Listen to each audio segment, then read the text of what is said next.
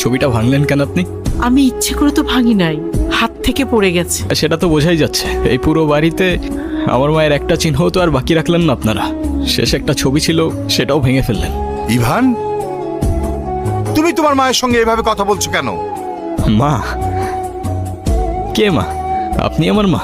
ওনাকে বলে দিয়েন যারে তারে এনে আমার মায়ের জায়গায় বসাই দিলেই সে আমার মা হয়ে যাবে। ইভান, সামান্য একটা ভুলের জন্য এতটা বছর এরকম করা কোনো মানেই হয় না। ওনাকে বলে দিয়েন এটা কোনো সামান্য ভুল ছিল না। ইট ওয়াজ এ মার্ডার।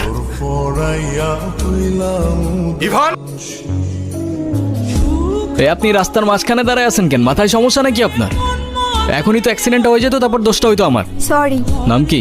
নূপুর। এভাবে একা রাস্তায় দাঁড়িয়ে আছেন কেন? কোনো সমস্যা? আচ্ছা, আপনি কোন দিকে যাচ্ছেন? জানি না। আপনি কোথায় যাচ্ছেন? রূপগঞ্জে। আপনি চাইলে আমি আপনাকে ড্রপ করে দিতে পারি। শঙ্খ, ফোনটা ধরো। মোস্তফা কে? আমার বাবা। তোমার বাবা? সিরিয়াসলি? এতক্ষণ ধরে তোমাকে কল দিচ্ছে, টেনশন করছে অবশ্যই। এমনি এমনি তো আর না, কলটা ধরো।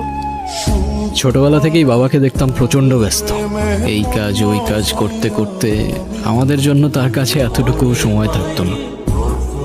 মা আর আমি অনেকদিন বায়না করার পর অবশেষে একদিন বাবা আমাদের ঘুরতে নিয়ে যায়।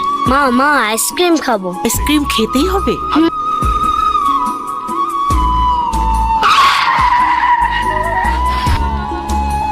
সেদিন আমিও মায়ের সাথে রাস্তার ওপাশে গেলে হয়তো মা আর আমি আজও একসাথেই থাকতাম।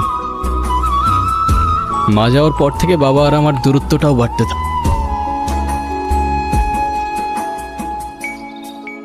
নূপুর, হ্যাঁ, চলো, সকাল হয়ে গেছে, যেতে হবে।